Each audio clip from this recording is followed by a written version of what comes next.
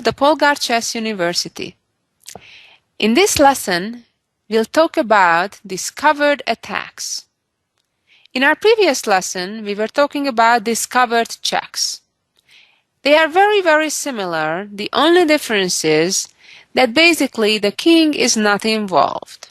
We're not checking the king, but instead create a discovered attack on one of the other pieces. Let's get to it. Let's see the first example.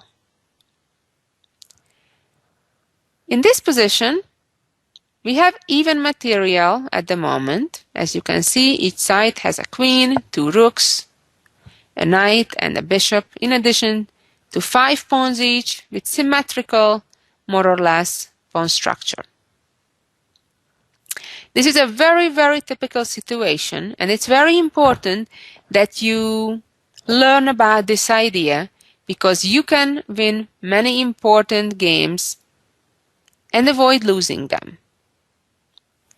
Like in this position, there are 3 important pieces: the white rook on d1, the bishop on d4, and the black queen on d7. Just like with discovered checks, we'll see a very similar story. Namely, in this case, the bishop can capture the black knight, and black does not have the time to recapture because that would result in losing the queen.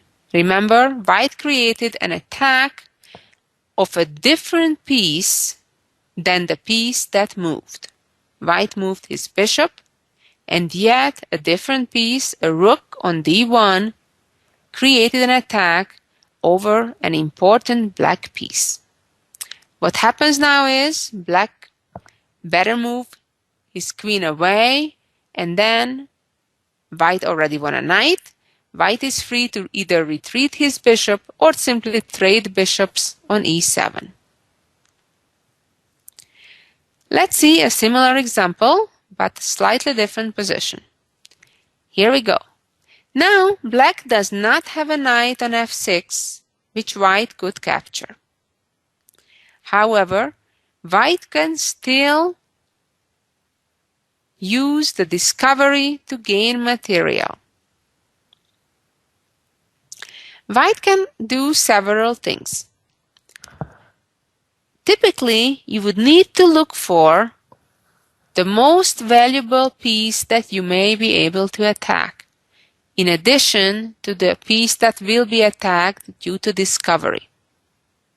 So therefore, in this position, white may capture, for example, a pawn, which would be winning a pawn for now, because white created a discovery and black does not have the time to capture the white bishop that's being attacked by the black rook. However, when you see a good move, look for a better one. A better choice is to play bishop to c5, attacking not only black's queen by the rook, but also the black rook on f8. Obviously, black will be forced to move the queen away, wanting to avoid to lose the queen, but then the bishop can capture the rook, which would mean winning an exchange. While this is an excellent move, white yet has a better move. Can you think of that one? If you thought of bishop capturing pawn on g7, you were absolutely correct. Because now, again, black doesn't have the time to capture that bishop. Black must move the queen away, and then white not only won a pawn, but is ready to win an exchange by capturing the rook on f8. And let's move on to our next example. Here we go. In this position, it is white's turn. And this is a tricky one, because at first it seems that white is able to use the discovery along the d file by jumping the knight to f6, which would be a check. and at the same time would attack the black queen on d8. However, you can notice that after knight f6 check, black by no means is forced to move his king, but can capture that white knight. And more importantly, black is able to capture that white knight with the queen, the very same queen that has been under attack. And now, not only that the black queen is safe, white lost a knight. So going back to the starting position, think again. What should white do to gain material advantage thanks to the discovery on the d-file? And yes, if you thought of moving your knight to b6, you were right. Now the black queen is under attack, and if the queen moves away, white is ready to capture the knight, the rook on a8 and win an exchange. Another option, of course, is for black to capture still the white knight at this moment and give up on the queen, but win a rook and a knight for a queen. Nevertheless, that position would still favor white. As we know, a queen is worth 9 points, and versus a rook and a knight combined worth only 8 points, still giving white an advantage. Let's move on to our next example. Here we go. Try to figure out, when you see these positions, which are the important pieces. In this case, we're using a bishop to be the attacker involving the discovery. So here the three important elements are the bishop, the knight, and the fact that the black queen is on that very same diagonal together with two of white's minor pieces. However, remember that discoveries are only really dangerous if you are able to attack a second piece. In this case, white can and should play knight to g5, because in addition to opening the diagonal for white's bishop, white created an immediate attack on the black rook on h7, and black will lose material. Let's see the next example, where black has a similar setup as white had in the previous example. In this case, black will create a skewer by making a discovery.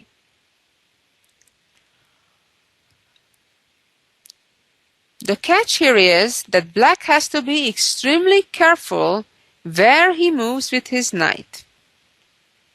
Because if the knight does not move to the only correct square, then after the knight move, the black bishop will actually be captured. So here it's quite important that black finds the correct move, which is moving the knight to a5. Why is it so important? The reason is that from a5, the knight protects the bishop on b7, and therefore the white queen needs to move, and after that the white rook in the corner will be lost. Let's move on to an endgame, where at the moment white is doing quite fine, having a queen versus black's rook, knight, and pawn. However, at this moment, black has a way to win white's rook. And that move is playing knight to c3, which creates a discovered attack on one hand along the a file, and at the same time attacks the white rook.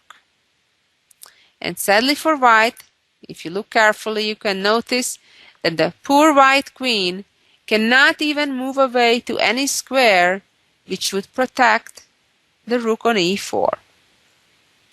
Therefore, white cannot avoid losing significant material here. Let's move on to our next example.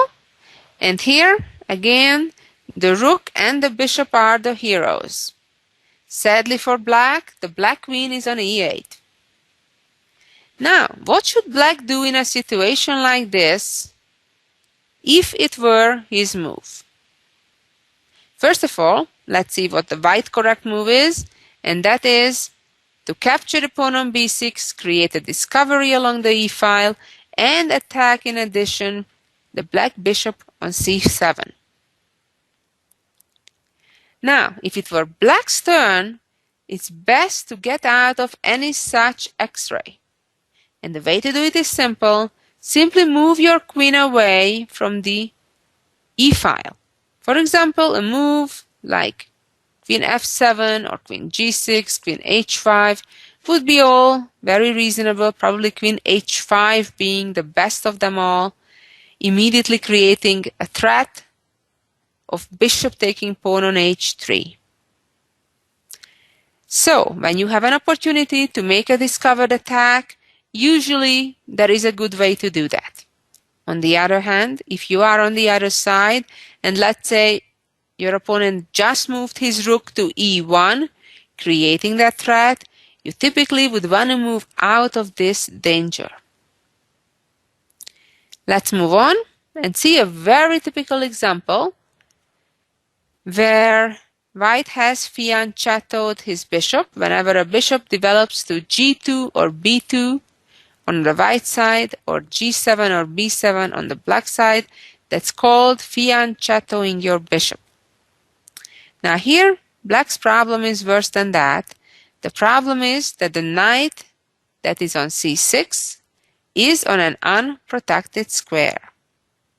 The problem is that now, after white plays e5, white didn't only attack black's knight on f6, but at the same time created a discovered attack over black's knight. At this moment, black cannot avoid losing one of his knights. Perhaps the best black can do is actually capture knight c6 to e5, and then when the pawn recaptures, then rook takes e5, and black at least would get 2 pawns to compensate for his knight. Let's move on to the next endgame. In this position, we have equal material.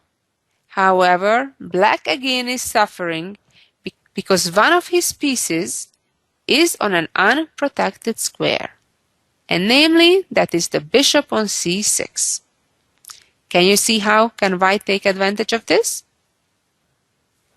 If you answered knight b6, you were correct.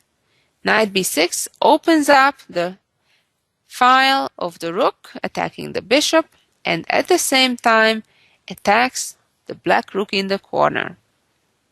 Black cannot avoid losing significant material here. Let's move on to this real position that was played in a game in 1961 between two Czech masters.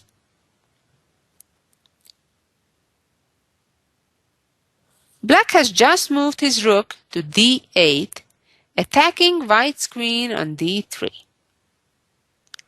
White has to be extremely careful where to move his queen because, for example, after queen h3, which would threaten with immediate checkmate with queen to h7, would allow a back-rank checkmate for black. By playing queen f1, rook f1, and rook captures f1, black would announce checkmate. Let's go back and see this position. This is also a typical example of a situation when the best defense is a counterattack. And here, black has missed the brilliant opportunity that white has, namely to play rook to d4, a very strong move, because on one hand, it threatens to capture black's rook on d8, but also at the same time it threatens with an even more devastating idea, namely queen takes h7. So at this stage, black cannot avoid losing a rook. Or, of course, even worse, getting checkmated. Let's move on to our next example, which is also from a real game and in fact is a very famous combination.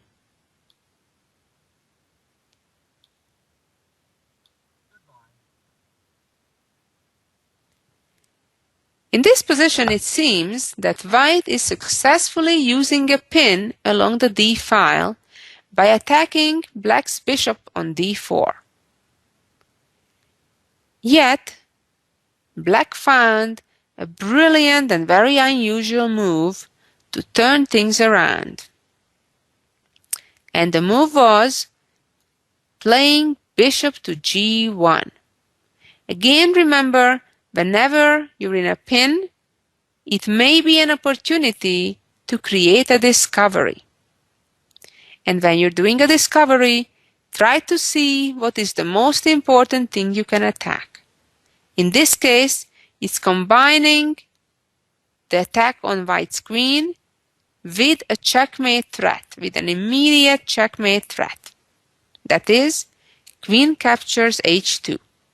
If there is no way to create a discovered attack which involves checkmate, you should try to attack two of the most valuable of your opponent's pieces. After bishop g1, white cannot avoid losing material or getting checkmated. Let's move on to the next example, where white will again use a very similar idea. In this position, we have reached a situation where white has sacrificed a piece earlier on in order to open up the squares around the black king.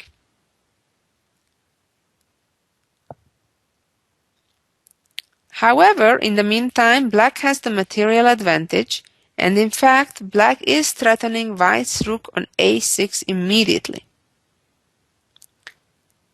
What black forgot about it was that if the white queen would get around and, for example, could move to g6, jumping over the white bishop on e4, that would be a checkmate. However, as we know, that would be illegal to jump over it, and therefore white in this position would need to use the circumstances in order to give checkmate. Again, if the bishop would decide, for example, to simply move away to a random square, the black king would capture the white rook on h6, and black would be much ahead.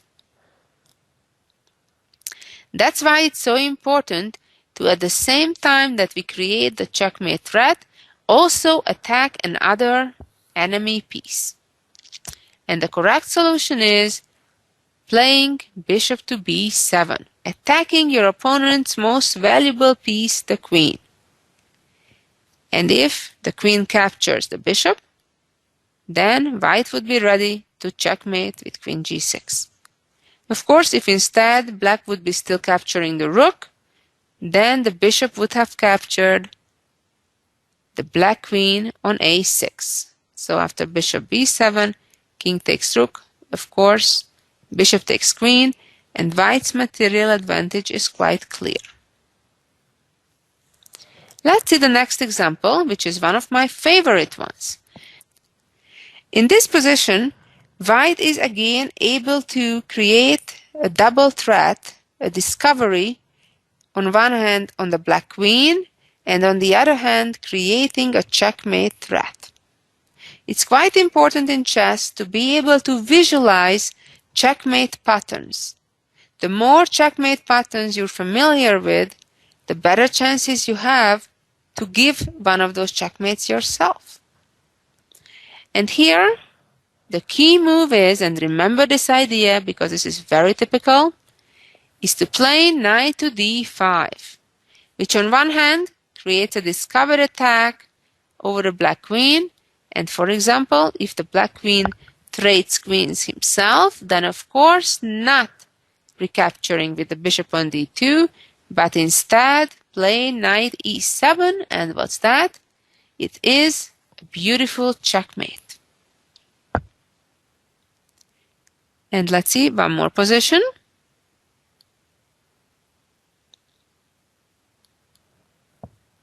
And here we go.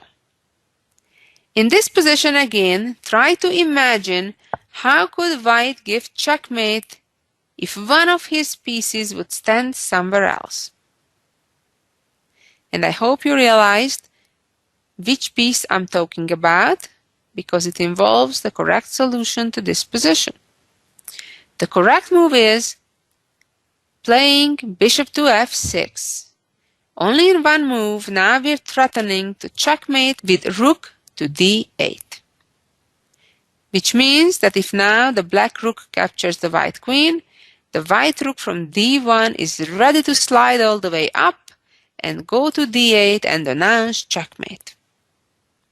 On the other hand, if black defends against that idea, then white can just capture the black rook on b3 and reach a completely winning position. And last but not least, I'd like to share with you two short little games.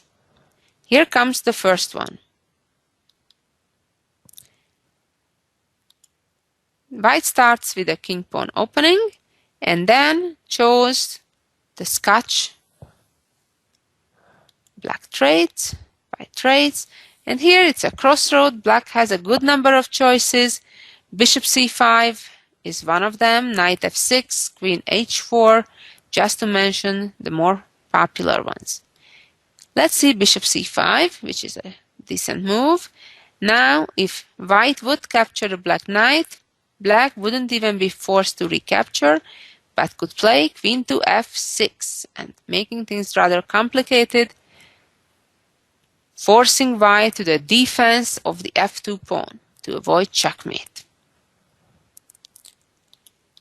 Instead, in this position, white played bishop e3, a move that I myself have played many times in my early years in my chess career. And here, a good number of my opponents, when I was starting out, ignored the threat that's coming. For example, after knight g2 e7, white can simply trade knights, keeping black busy with recapturing, and then white would be ready to capture the black bishop, and that would result in a bishop gain for white. Let's see a real game that I played at the Chess Olympiad in 1990. Here we go. I had the black pieces, and this is how the game continued. e4, c5, knight f3, g6, knight c3, bishop g7, and d4. So white has been successful in getting to play d4 and transpose to the open Sicilian. And this is, of course, all theory played thousands of times before. And here is the first inaccuracy that white did by playing f3. A better move would have been to develop the bishop immediately to c4. After f3, I simply castled, and my opponent played bishop to c4. This is a famous trap that Bobby Fischer even won several games against. The key move here is queen b6. And now white is having problems on one hand because the bishop is on e3 on an unprotected square, and so is the white pawn on b2. My opponent here played queen d2, and now came the discovery. By playing knight e4, a very typical idea in the accelerated dragon in this opening, and the idea is simply to win a pawn by bishop takes knight. My opponent here made a silly mistake, wanted to avoid trades, and this is one of those typical situations when you don't follow the strategical advice for the cost of losing material. Of course, you'd want to prevent losing further material and rather trade bishops, even though the general rule is do not trade pieces when you're behind in material. However, if by doing that you can avoid losing further material, you should certainly do so. So here, the mistake was playing bishop h6, because now I didn't have to move my rook away from the attack, but could simply capture the pawn on b2, which would result with further significant material gains for black. Well, I hope you learned a bit more about discoveries that did not involve any checks. A very important topic. Hopefully, you can use them in your own games, to win some games with it, and of course, to avoid falling into the traps of your opponent. Thank you for listening, and please come back next week to listen to our next lesson. Bye-bye.